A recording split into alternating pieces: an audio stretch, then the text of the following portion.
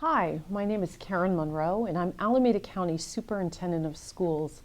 And I'm glad to be able to read some chapters from this great book by Kate DiCamillo, Flora and Ulysses, The Illustrated Adventures. Chapter 66, Will you please shut up, William Spiver? So, said Dr. Meascom, we have been speaking with Ulysses. We've been working to understand his story. From what we've been able to put together so far, it involves a shovel and a sack and the woods and a poem. And a giant donut, said Flora's father. Ulysses, sitting on Flora's shoulder, nodded vigorously. A distinctly fishy smell emanated from his whiskers. Flora turned to him. "Where's my mother?" she said. Ulysses shook his head. "Pop," said Flora, "where's Mom?" "I'm not certain," said her father. He adjusted his hat. He tried to put his hands in his pockets, then realized he was wearing pajamas and had no pockets. He laughed. "Holy Bagumba," he said softly. "We need a typewriter," said Flora. Ulysses nodded. "We need a typewriter so that we can get to the truth," said Flora. "The truth," said William Spiver, "is a slippery thing. I doubt that you will ever get to the truth. You may get to a version of the truth, but the truth? I doubt it very seriously. Will you please shut up, William Spiver," said Flora. "Shh," said Dr. Meascom.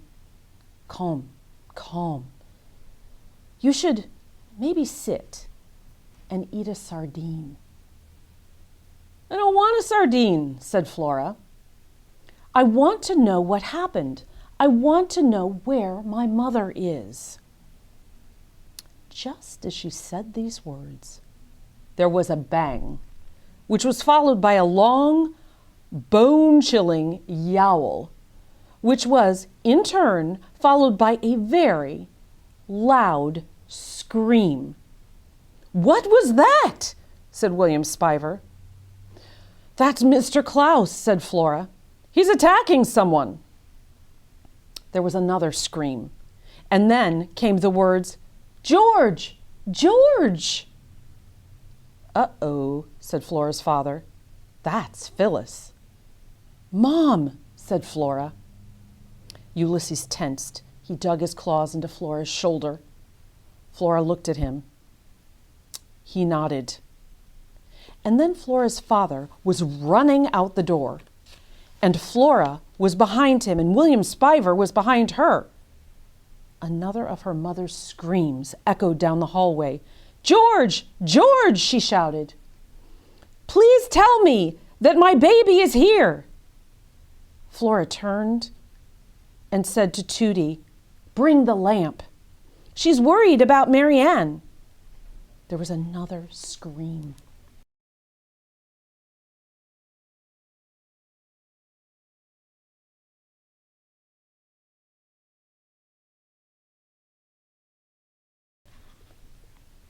"Me?" thought Flora. "She's here," said Flora's father. Flora's mother started to cry. "Everyone needs to calm down," said Tootie. "I've got it." She waded into the fray and whacked Mr. Klaus over the head with Marianne. The cat fell to the ground, and the little shepherdess, as if she were astonished by her own act of violence, crumbled. Her face, her beautiful, perfect pink face, broke. There was a tinkle and a crash as pieces of Mary Jane's head hit the floor. "Oops," said Tootie. "I broke her." "Uh-oh," said Flora. But her mother wasn't looking at the lamp, or what was left of the lamp. She was looking at Flora. "Flora," her mother said.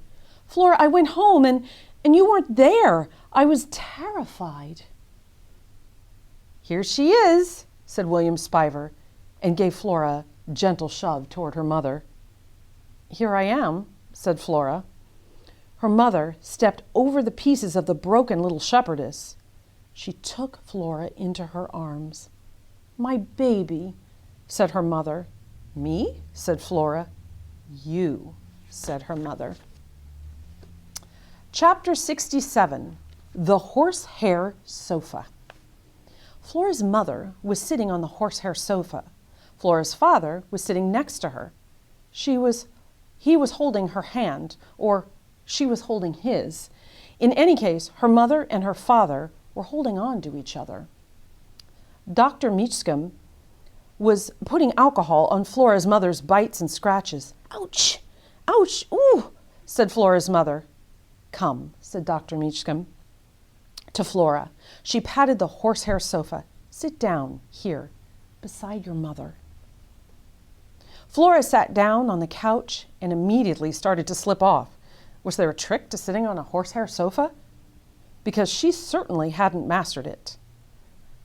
And then William Spiver sat down beside her so that she was wedged in between her mother and him. Flora stopped sliding. And I went up to your room, said Flora's mother, and I climbed the stairs to your room, and you weren't there. I was looking for Ulysses, said Flora. I thought you had kidnapped him.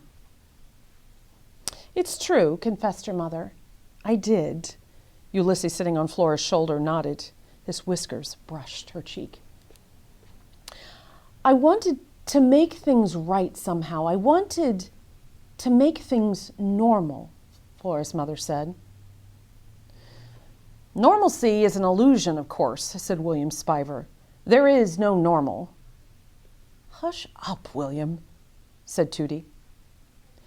And when I returned, you weren't there, said Flora's mother. She started to cry again. I don't care about normal. I just wanted you back. I needed to find you. And here she is, Mrs. Beachcomb, said William Spiver in a very gentle voice.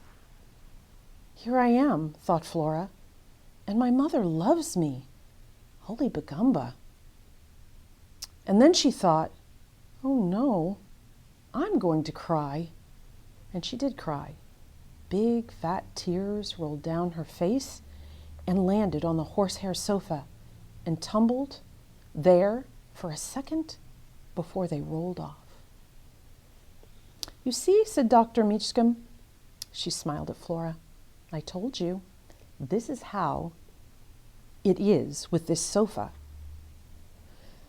Mrs. Buckman, said William Spiver, what is that you're holding in your hand? What is that piece of paper? It's a poem, said Flora's mother, by Ulysses, for Flora. Look at this, said Tootie. They all turned and looked at Tootie. She was standing by the headless Marianne, who was plugged in and shining. It still works. Isn't that something?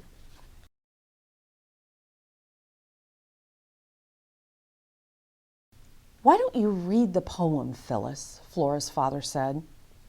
Oh, goody, said Tootie. A poetry reading. It's a squirrel poem, said Flora's mother, but it's a good one.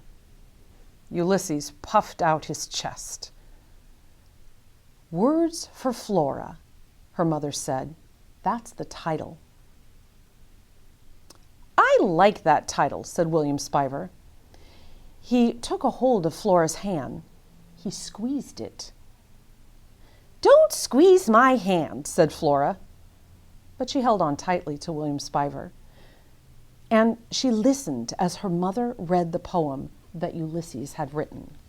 Chapter 68, The End, or Something. This poem was just the beginning, of course. There would be more. He needed to write about how they always answered the door in Blundermaken. He needed to write about the saving of Phyllis Buckman from Mr. Klaus. He needed to write about Marianne's broken, still shining self and little fishes. He needed to write a poem about little fishes. Also, he wanted to write about things that hadn't happened yet. For instance, he wanted to write a poem where William Spiver's mother called and asked him to come home.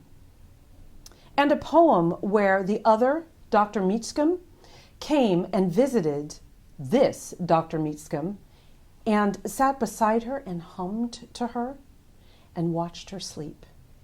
And maybe there would be a poem about a horsehair sofa and one about a vacuum cleaner.